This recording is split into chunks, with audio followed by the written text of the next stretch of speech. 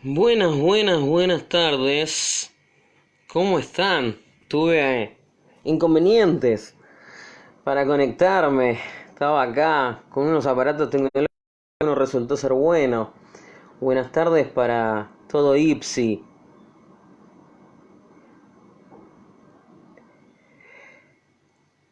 Un poco retrasado, pero llegué.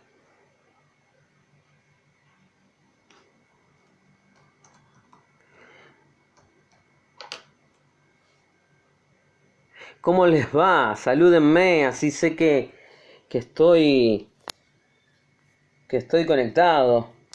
Sí, que estoy con ustedes. Dios les bendiga grandemente. Dios les bendiga grandemente. De alguna u otra forma estoy con ustedes, conociéndolos.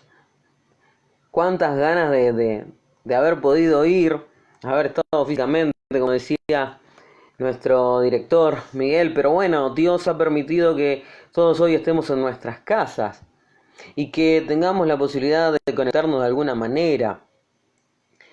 Muchas gracias a nuestro querido director, mi amigo Sende, por acompañarnos en todo este desafío que es escribir. Gracias al equipo de Ipsi, que siempre están atentos para todo lo que tiene que ver con la pasión que es enseñar. Así que me encuentro muy feliz de compartir esta tarde estos dos temas que ya les adelantó el director. ¿Sí? Dos temas, diríamos acá en Argentina, dos temas muy controversiales, como lo dijo también nuestro director, y tenemos que darles un enfoque bíblico, ser equilibrados a la hora de lograr un buen análisis, y eso es lo que vamos a tratar de hacer hoy, ¿sí? De tomar las Sagradas Escrituras para usarla de linterna, ¿no? De usarla bueno, hoy se usa el celular, ¿no? Digo linterna, parezco muy viejo, ¿no?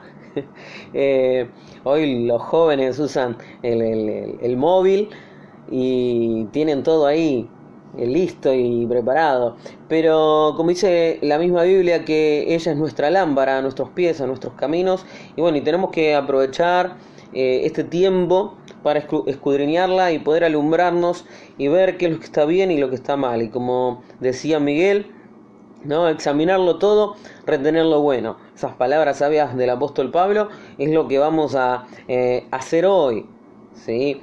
Así que bueno, ya les adelantó un poquito, los dejó seguramente con muchas ganas de poder ahondar un poco en estos temas. Yo también los voy a dejar con ganas, porque la idea es que estudien, ¿no? Y que se sumen al instituto, que aquel que ya está en el instituto tenga muchos deseos de poder abordar el estudio de este libro, un libro que lo hemos escrito con muchas ansias de que genere muchas ganas de estudiar, ¿sí? Eso por empezar. Y luego sí que también nos acerque más a la Biblia. Como hemos dicho, estas doctrinas, estas teologías contemporáneas que son de nuestro tiempo, tienen cosas buenas, pero siempre en su justa medida, siempre en el equilibrio correcto que dice la Biblia en cuanto a eso. Así que yo voy a ir más o menos comentando, ¿sí?, algunas cuestiones históricas para darle tiempo a los que se están conectando o reconectando, para que no se pierdan la parte bíblica. Como dijo el director, ¿sí?, estas corrientes teológicas que nosotros abordamos nacen después de la Guerra Mundial, de la Primera Guerra Mundial. Sí, nosotros podríamos decir que entre la Primera Guerra Mundial y la Segunda Guerra Mundial el mundo vivió un momento verdaderamente caótico, nefasto, ¿sí?, y muy triste, muy doloroso, y la sociedad cambió. Después de las guerras mundiales la sociedad cambió y la teología también se vio obligada a cambiar, ¿sí? Claro que la teología contemporánea es muy amplia. Nosotros los temas que hoy vamos a charlar, o por lo menos ustedes me van a escuchar y van a ir comentando, son temas que surgen a partir de la década del 70-80, fines de la década de 1970, y también principios y mediados de la década de 1980. Por ejemplo, el dominionismo surge más o menos en esa época, ¿sí? Mediados a fines de la década del 80, dentro de lo que se llama movimiento carismático o de la renovación, ¿sí? En los Estados Unidos. Luego se empieza a desarrollar en América Latina, ¿sí? Y empieza a tener hoy comúnmente nosotros llamamos eh, iglesias carismáticas, pentecostales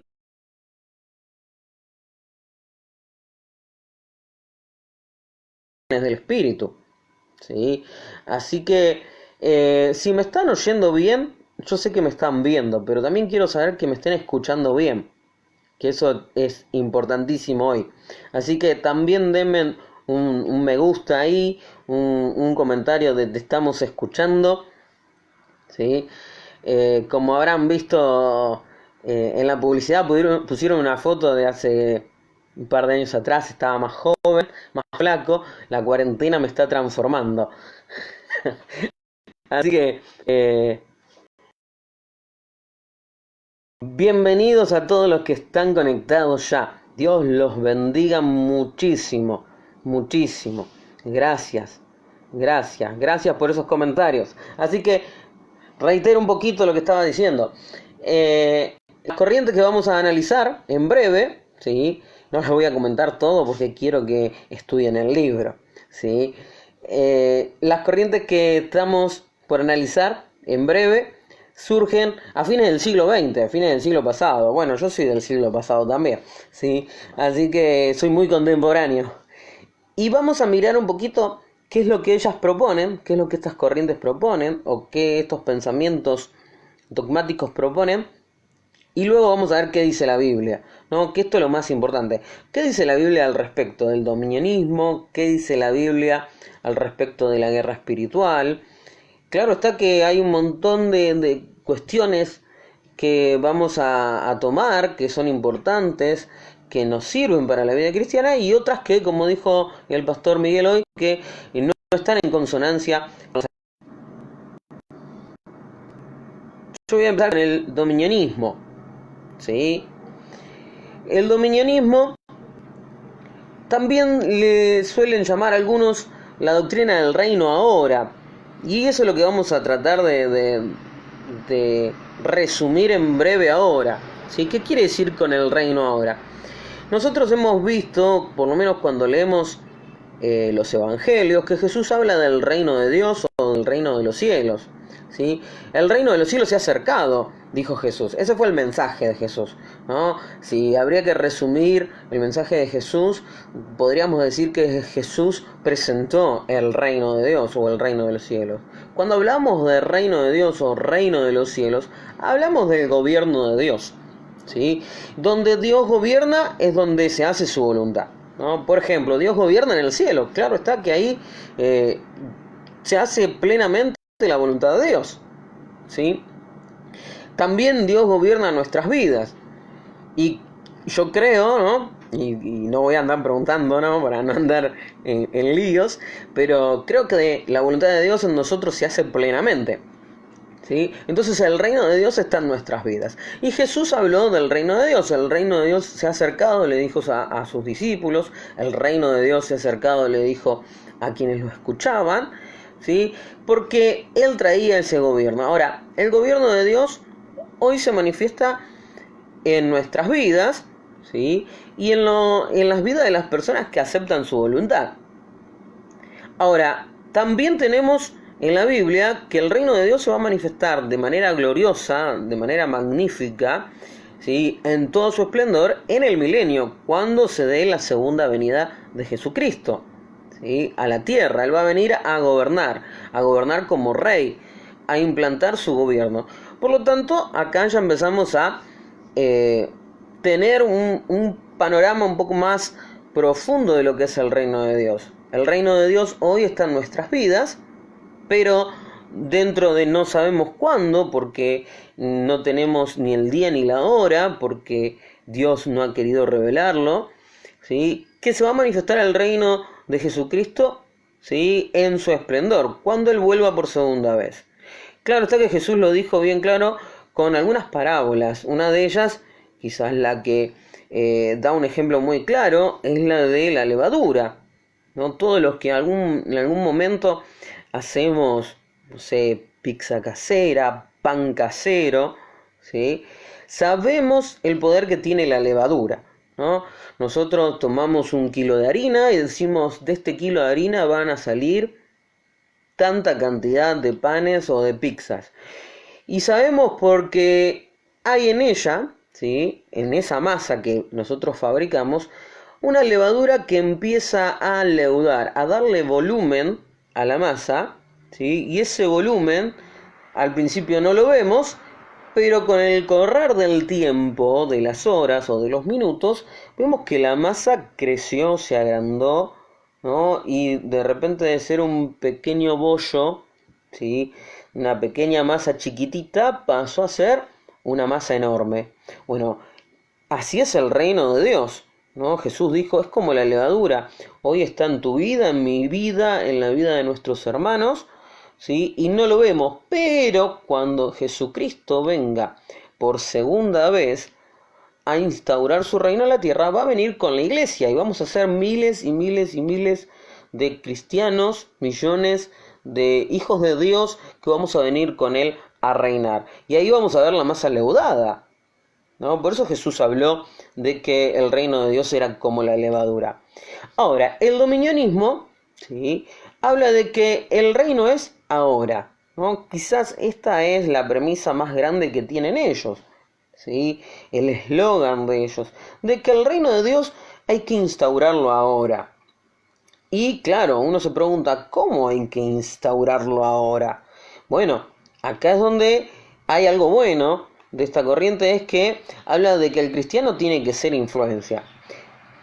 Hasta ahí venimos bien, venimos bárbaros, decimos qué bueno, hay que influenciar, tengo que hablarle a mi vecino, tengo que hablarle a mi compañero de la escuela, tengo que hablarle a mi amigo del trabajo sobre Jesucristo.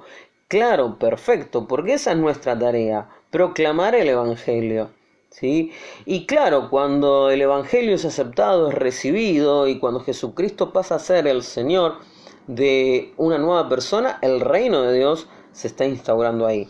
Ahora, no debemos confundir eso con instaurar el reino de Dios a través de cuestiones meramente políticas y humanas de este mundo.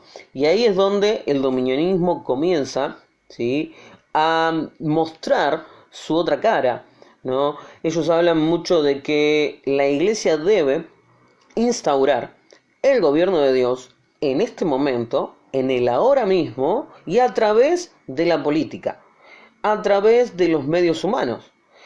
Y acá choca con lo que dice la Biblia. Jesús dijo, mi reino no es de este mundo, ¿no? Y ahí todos nosotros podríamos quedar perplejos, ¿no? Porque, ¿qué quiso decir Jesús? Si no es de este mundo y después va a volver. Jesús, ¿no? Bueno, cuando dice no es de este mundo, dice no es de este sistema, no es parte de todo lo que hay en la tierra. ¿Por qué? Porque todo lo que está en la tierra alrededor nuestro es corrupto. La política es corrupta. Esto, y acá hago un paréntesis, no quiere decir que ningún cristiano debe involucrarse en política. Al contrario, es bueno que haya cristianos involucrados en política. Es bueno que haya cristianos involucrados en la economía de un país, de una empresa. Es bueno que haya cristianos siendo psicólogos, abogados, médicos, docentes, ¿sí? Ahora, lo bueno es que sepan que desde su profesión, ¿sí?, pueden evangelizar. Ahora, lo malo es que solamente se vea que desde la política y solo la política se tiene que instaurar el reino de Dios. Entonces, repasando un poquito lo del dominionismo, ¿sí? Estamos diciendo que el dominionismo, ¿sí?, hace mucha referencia a que el reino de Dios hay que instaurarlo ahora, que es de este mundo, que es del ya, ahora mismo. Si me están oyendo, si me están escuchando, si vamos entendiendo, ¿sí?, sigan dando un mensajito.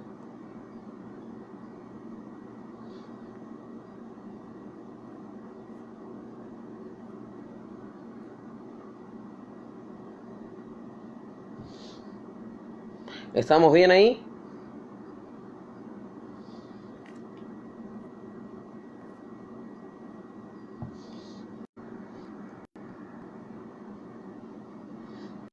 Gracias por los saludos. Creo que se cortó y se volvió a reiniciar.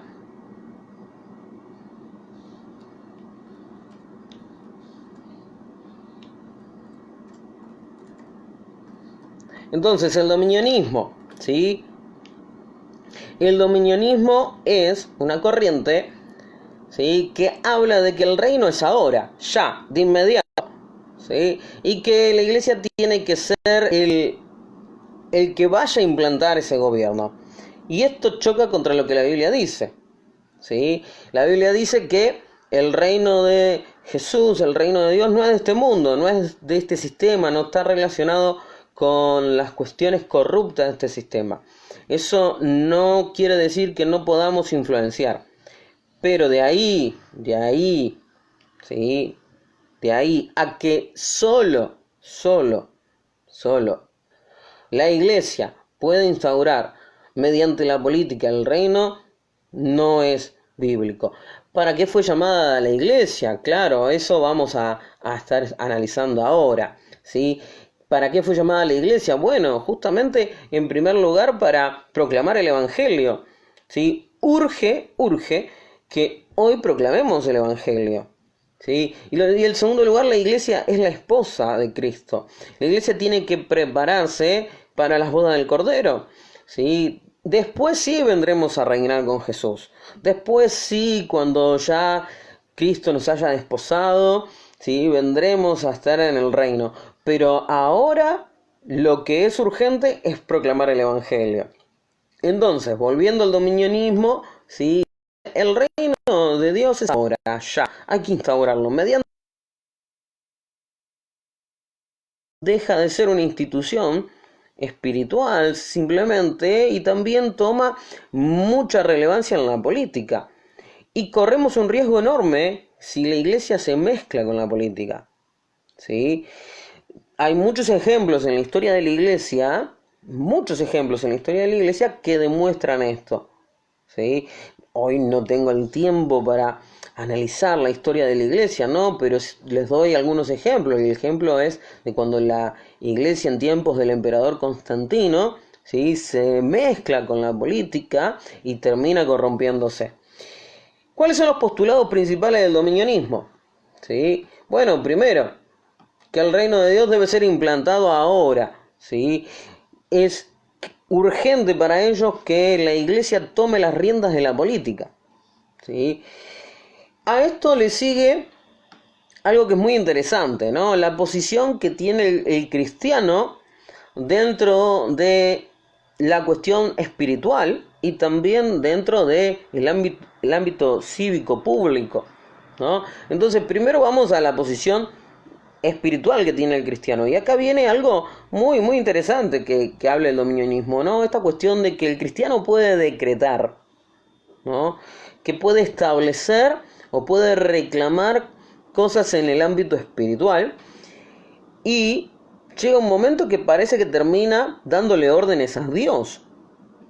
Y acá es donde yo abro los ojos, examino un poco lo que a veces hasta yo me he encontrado, ¿no?, rodeado por ahí de esta doctrina y orando y reclamándole a Dios y demandándole a Dios cosas que ni siquiera sé si son buenas para mí, ¿no? Entonces, ¿hasta dónde el cristiano puede orar de esa manera, ¿no? En ningún momento la Biblia nos dice que podemos decretar, que podemos reclamar, que podemos darle órdenes a Dios.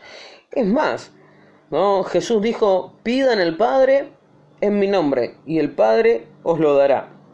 Pidan con fe, ¿no? Y ese pedir, ¿no?, está hecho desde una base de humildad y de reconocimiento de que todo lo que nosotros tenemos viene de Dios y que dependemos de Dios, ¿no? Hay una dependencia del cristiano hacia Dios muy grande, ¿no? De ahí no debemos invertir los roles, ¿no?, de darle órdenes a Dios. Entonces, dije, el dominionismo pretende establecer el reino de Dios, ¿sí?, las cuestiones divinas en el ahora, a través de la política. Cree que la iglesia, ¿sí?, debe ser el reino, y ahí hay un error, ¿no? El reino de Dios es una cosa, la iglesia es otra, ¿no? La iglesia es la esposa, el reino de Dios es el gobierno que Dios establece en un determinado lugar y en un determinado momento. En el mundo será en el milenio. Ahora el gobierno de Dios está en nuestras vidas. Lo segundo, dije que el dominionismo, ¿sí?, plantea una posición del cristiano dentro del mundo espiritual, donde es un gobernante, donde puede decretar, donde puede demandar cosas, ¿no? Eso no es bíblico, lo digo así, resumiendo, ¿sí? La tercera o el tercer postulado, ¿sí?, es la posición del cristiano en la tierra también, es de un gobernante, ¿no? Y acá es donde nos motiva el dominionismo a hacer influencia, a influenciar en todo lugar. ¿Está mal? ¿Está bien? Bueno, primero debemos saber que somos luz y sal, ¿sí? Jesús dijo que nadie teniendo una lámpara para alumbrar en medio de la oscuridad la va a poner dentro del almud, ¿no? Si hoy se me corta la luz, la energía en mi casa y yo tengo una vela, una lámpara, algo que pueda dar luz, no la voy a poner dentro de una caja, ¿no? La voy a sacar para que no solo me alumbre a mí, sino que alumbre a todos. Ahora, de ahí a yo ser el factor de cambio de este mundo, está muy muy lejos de que eso ocurra, ¿no? La Biblia dice que esto va a ir empeorando, va a ir yendo cada vez peor, porque justamente estamos en un mundo que se corrompe paso a paso y va a dar paso, ¿sí?, a el gobierno del ser humano, ¿sí?, que va a buscar la adoración propia. Ahora, no voy a hablar del anticristo ni de todo eso porque sería para otro libro, ¿sí? Lo que quiero decir es que la iglesia no puede, ¿sí?, buscar gobernar este mundo, ¿sí?, porque sus principios y los principios del mundo chocan. ¿Está? Entonces, es interesante lo del dominionismo para mirarlo a la luz de la Biblia, porque hay muchas cosas que no están en la Biblia, ¿sí? ¿Cuál es nuestro llamado? ¿Somos llamados a gobernar la tierra? ¿Somos llamados a decretar? ¿Somos llamados a establecer cuestiones espirituales, políticas, económicas? Bueno, nuestro llamado es primero a proclamar el Evangelio, ¿sí?, porque urge, hay vidas que se pierden. Lo segundo es que somos administradores de lo que Dios nos da, tanto en lo material como en lo espiritual. Pero siempre dependemos de la dirección de Dios, o sea que el que gobierna es Dios, ¿sí? Esto se contrapone, lo que estoy diciendo yo se contrapone a lo que dice el dominionismo, ¿no? El dominionismo dice que debemos volver al propósito del Edén, que es gobernar. Claro, pero yo quisiera recordarles a los que pregonan el dominionismo que en el Edén estaba Dios y el hombre estaba sin pecado. Por lo tanto, el hombre hacía la voluntad de Dios. Hoy, el hombre, lejos de Dios, es imposible que pueda hacer lo que Dios demanda. Nosotros somos personas que vamos a contracorriente. Por lo tanto, sería muy difícil que podamos instaurar el reino. Sí podemos ser luz y sal. Esa es parte de nuestro llamado. Ser luz, ser sal. He resumido lo más que pude. Quedan muchísimas cosas lindas de esta corriente para analizar. Cosas buenas, cosas no tan buenas. Algunos textos bíblicos para analizar, que están en el libro, claro. Por eso los invito a que sigan ahí entusiasmados con el estudio del libro. Ahora quiero abrirme paso al otro tema, que es un tema muy, muy, muy interesante. ¿Por qué? Porque en la década del 90, ¿no? 1990, con ese tema se hicieron muchísimos libros, ¿no? Bestsellers llegaron a ser algunos dentro del ámbito cristiano. Y generó muchas controversias, ¿no? Y la primera pregunta que nos surge es, ¿qué dice la Biblia sobre la guerra espiritual? ¿Jesús habló sobre la guerra espiritual? ¿Quién habló de la guerra espiritual? Y además también trajo algo muy bueno a la iglesia, ¿no? Que fue un despertar, un abrir los ojos a un mundo que es real, que es el mundo espiritual, ¿sí? Entonces es muy interesante poder analizarlo. Entonces, cuando hablamos de guerra espiritual, ¿sí? Cuando nos acercamos a un libro que habla sobre guerra espiritual, vamos a encontrarnos con un tema muy interesante que plantea siempre el cristiano luchando. El cristiano luchando contra huestes de maldad, el cristiano luchando contra los demonios, el cristiano luchando contra lo que Satanás quiere hacer.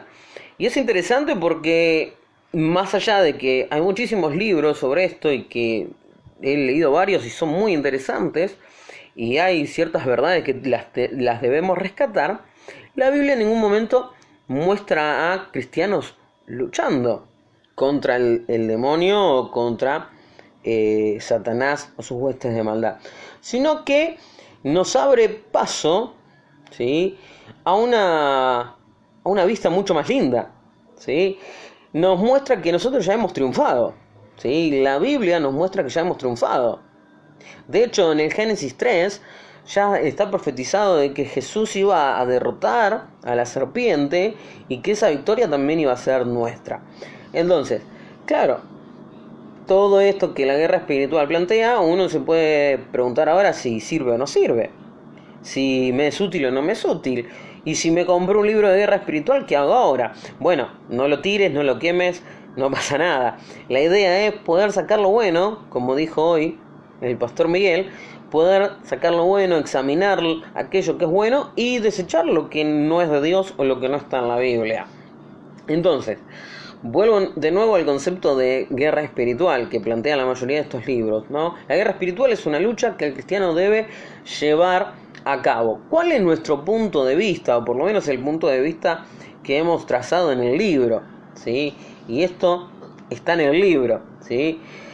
Nuestro punto de vista es que el cristiano fue diseñado para adorar. Esto quiere decir que el cristiano no está pensado, ¿sí? De parte de Dios, no está pensado para luchar, porque Él ya luchó, Él ya venció, Él ya derrotó. Y lo más importante es que Él derrotó a la muerte, ¿sí? Él derrotó a Satanás, derrotó a los demonios, ¿sí? Derrotó a la enfermedad y nos habla de una eternidad. Por lo tanto, ya cuando nosotros pensamos en lo eterno, automáticamente somos ganadores.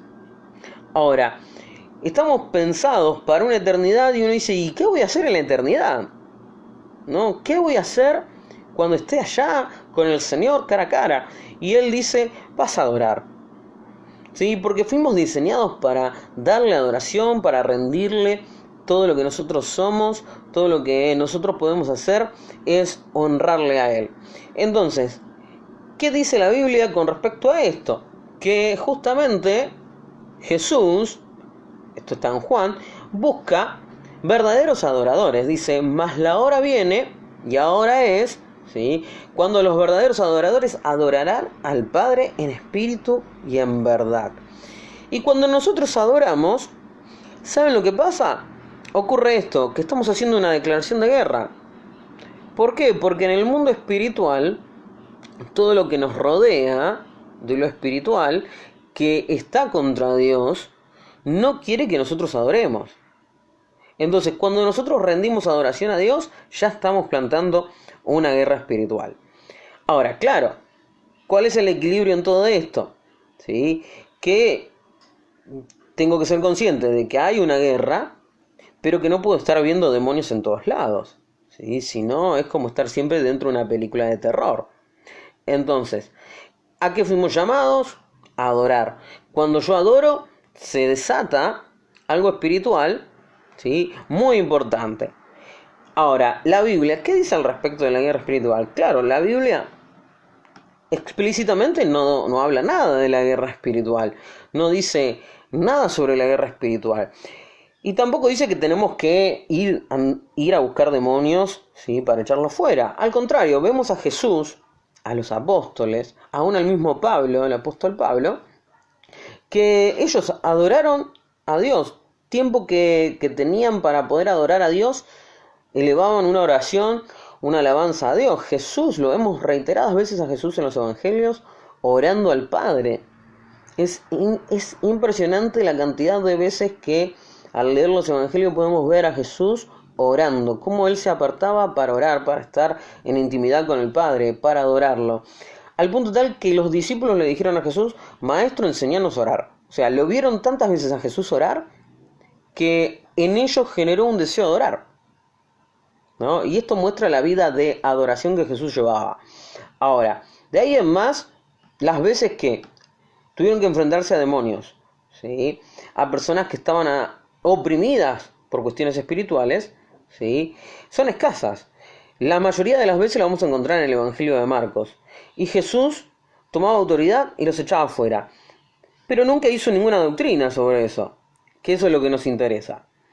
Ahora, ¿qué dice la Biblia con respecto a la guerra espiritual?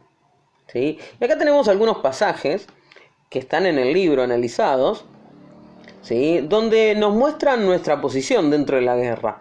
¿Cuál es nuestra posición dentro de la guerra? Que somos triunfadores. Colosenses 2:15 dice que Jesús en la cruz venció a todas las huestes de maldad y públicamente, ¿sí?, anuló el acta de decretos que estaba en contra nuestra, ¿sí? Aquella acusación o aquellas acusaciones que Satanás podía llegar a hacer en contra de nosotros fueron anuladas. Por lo tanto, nosotros somos triunfadores. Romanos, la carta que escribe Pablo a los romanos, dice que somos más que vencedores. Entonces, cuando algo de ese mundo espiritual, ¿sí?, que nosotros llamamos el reino de las tinieblas, algo del reino de las tinieblas quiere venir hacia nosotros, como dice la carta de Santiago, podemos resistirlo. Ahora, Santiago nos da un secreto, ¿sí?, en ese versículo. Dice: someteos pues a Dios. Y después sí, resistid al diablo y el diablo huirá de nosotros. Entonces, la guerra ya está ganada, pero para verlo en nuestros días y en nuestro diario andar, tenemos que estar sujetos a Dios. Es la clave. Todo lo demás tiene que ver con adorar, ¿sí? No tanto con andar buscando demonios. ¿Por qué digo esto y hago esta aclaración constantemente? Porque en los libros que hablan de guerra espiritual podemos hasta encontrar clasificaciones de demonios, ¿sí?, de huestes de maldad o de principados y hasta de demonios que toman territorios. Yo no estoy en contra de esto, ¿sí? Tampoco voy a negar si hay una realidad tal cual, así como la expresan algunos libros, o no. Lo que yo voy a decir es que por sobre toda esa realidad está Jesús. Y es lo que la Biblia nos dice. Voy a ir terminando con dos pasajes bíblicos que suelen tomarse un poquito mal, ¿no? Suelen sacarse de contexto, suelen interpretarse un poco mal. Hablaba hace un ratito yo de que, bueno, algunos libros hacen una categorización, una clasificación de demonios, ¿no?, de espíritus, y toman el pasaje de Daniel 10, ¿no?, donde Daniel en su visión ve al príncipe del reino de Persia, ¿sí?, que estaba ahí dudando si daba o no daba el decreto para que el pueblo de Israel vuelva a su territorio, y se acerca a Miguel, ¿sí?, que según algunos pasajes de la Biblia es un arcángel. Se acerca a Miguel para ayudarlo, para fortalecerlo y animarlo, ¿no? Y acá, desde este pasaje, muchos utilizan o arman una clasificación, ¿no?, sobre principados, demonios territoriales. Bueno, justamente este pasaje no está hablando de ningún demonio, ¿sí? Primero, decir que el Principado de Persia era el Principado de Persia. ¿Qué quiere decir el Principado? Que era el rey de Persia, que era el mismo Ciro, que estaba pasando por una circunstancia muy particular, que tenía que decidir si dar un decreto o no. Ante eso, ante esa situación que el rey Ciro está pasando, Miguel, que es el príncipe de Israel, en este caso Judas, el libro de Judas dice que Miguel es un arcángel, alguien que está en el mundo espiritual, que tiene jerarquía, ¿no? En otros pasajes Miguel se presenta como el que dirige las huestes celestiales y por lo tanto nos interrogante, ¿quién es Miguel? Que ya voy a hablar. Pero Miguel va para ayudarle, ¿sí?, a este rey a decidir en favor de los hijos de Dios. No hay demonio, no hay nada raro. ¿Está? Ahora, ¿quién es ese príncipe? Es una persona que, como nosotros, puede estar en una situación muy complicada, muy difícil, tomar decisiones muy importantes y no saber qué hacer. Ante esto, Dios había profetizado que iba a usar a ese mismo rey para traer libertad a su pueblo.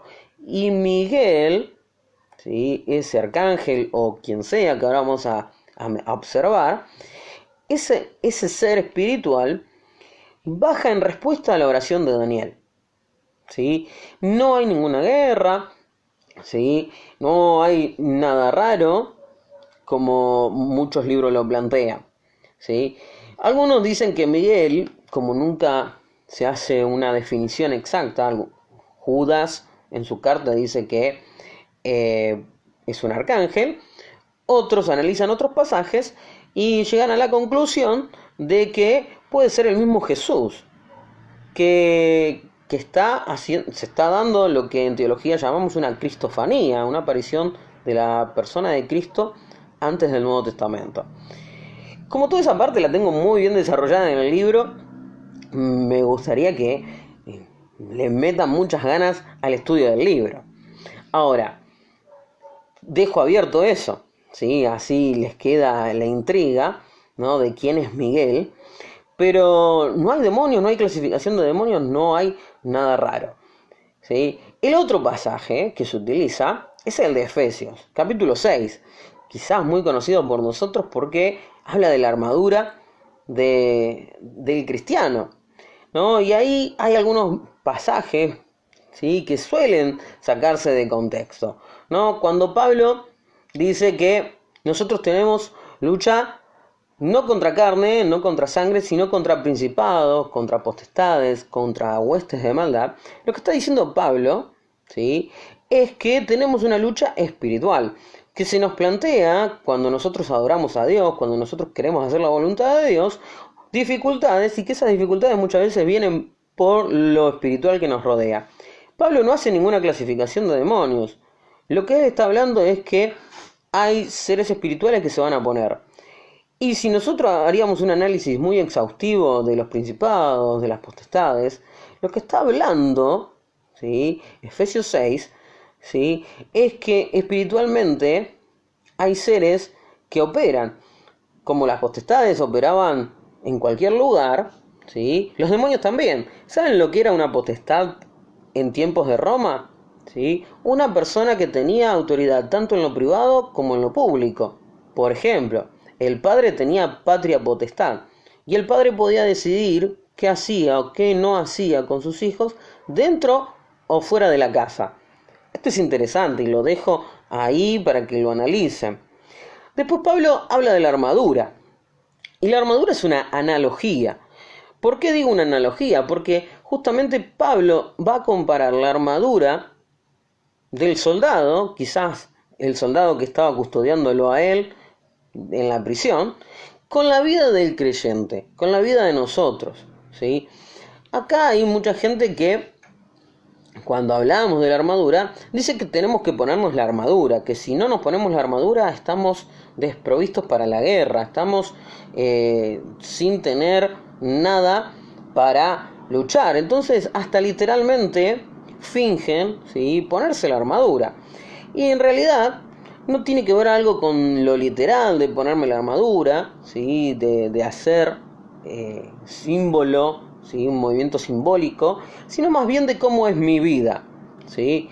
Entonces, acá Pablo no anda ni sale a buscar demonios por ningún lado. Sabe que hay seres espirituales que van a tratar de impedir que él cumpla la voluntad de Dios. Entonces él dice, yo llevo una vida como Dios manda.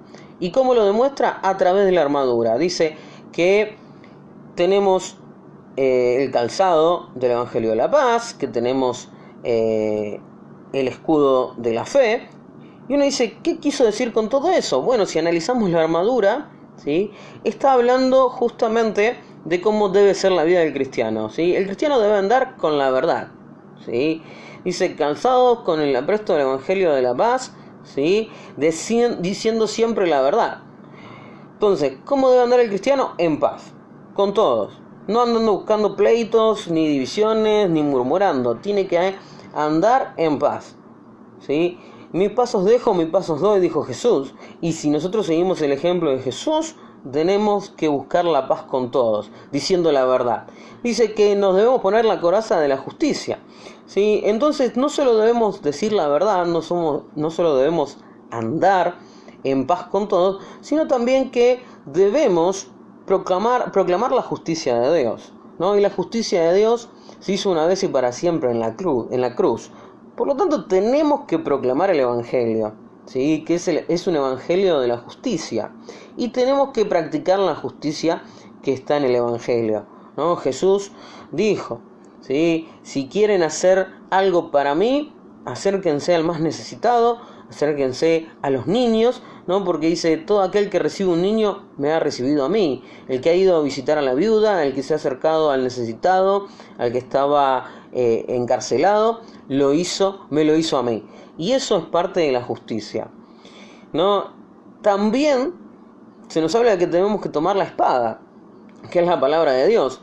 Por lo tanto, no es que tenemos que andar con la Biblia para todos lados, aunque es muy bueno, ¿no?, porque cuando uno tiene un tiempo libre puede leerla, sino que tenemos que leerla, aprenderla y vivirla. Leerla, aprenderla y vivirla. Por lo tanto, la armadura, ¿sí?, tiene que ver no tanto con algo literal que tengo que hacer todos los días, sino de cómo es mi vida y cómo es la vida del cristiano. Toda la carta de los Efesios habla de la posición del cristiano, ¿sí?, que es una posición ya de triunfo, y del andar del cristiano. Entre eso, ¿sí?, está la armadura, de cómo debe andar el cristiano. Todo lo demás que está en el libro, que está muy lindo, y no porque lo haya escrito, sino porque lo hemos trabajado y lo hemos analizado junto con el pastor Miguel, está para que se acerquen a leerla, se animen a estudiar la teología contemporánea y, como dije, analicemos todo y nos llevemos lo bueno. ¿Qué es lo bueno del dominionismo, de estudiar, analizar el dominionismo, analizar la guerra espiritual? Que nos encontramos con la luz de la Biblia y que la Biblia nos dice que Dios nos ha dado el triunfo. No sé la circunstancia que está atravesando cada uno, pero Dios nos dio el triunfo una vez y para siempre en la cruz, que no importa cuál sea la circunstancia hoy que estés atravesando, no importa cuántos demonios se te hayan presentado, Él ya triunfó, Él ya ganó y nos dio el triunfo. Someteos a Dios, resistid al diablo y huirá de vosotros, ¿no? Todo lo demás es adorar a Dios, agradecer a Dios, decirle cuánto lo amamos y ser agradecidos todos los días por lo que Él ya hizo por nosotros. El reino de Dios está hoy manifestándose en nuestras vidas.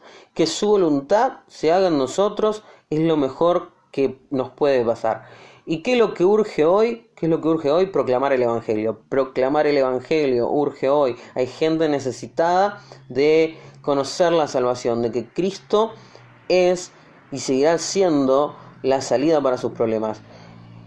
Todo lo demás está en el libro, así que animate si estabas ahí intranquilo, inseguro, si estaba bien o estaba mal, lo que estabas haciendo de estar aprendiendo las Sagradas Escrituras. Yo te digo, dale para adelante, está buenísimo que estés estudiando, seguí con este libro, seguí con todos los libros que vienen después, ¿sí? Que es muy bueno que escudriñemos la palabra. Y como dice el apóstol Pablo, por sobre todas las cosas, tomad la espada que es la palabra de Dios. Esta es la oportunidad para tomar esa espada, aprenderla, además de leerla, y poder proclamarla. Te agradezco que hayas estado desde tu lugar, desde tu casa, no sé, de tu trabajo, no sé de dónde estás. Que Dios te bendiga muchísimo, muchísimo. Te saludo desde la ciudad de La Plata, desde mi cuarentena, claro, porque estoy cumpliendo con lo que la ley también demanda. Y obviamente te mando un abrazo virtual a la distancia y con el deseo de que en algún momento nos podamos encontrar cara a cara. Dios te bendiga grandemente. Ánimo y gracias a todo IPSI, a todo el equipo de IPSI que siempre está trabajando con gran empeño. Bendiciones, muy buenas tardes y a seguir adelante. Dios les bendiga. Nos vemos, ¿sí?, cuando Dios nos permita estar nuevamente, ya sea por este medio o quién sabe, en algún momento nos encontremos cara a cara. Bendiciones.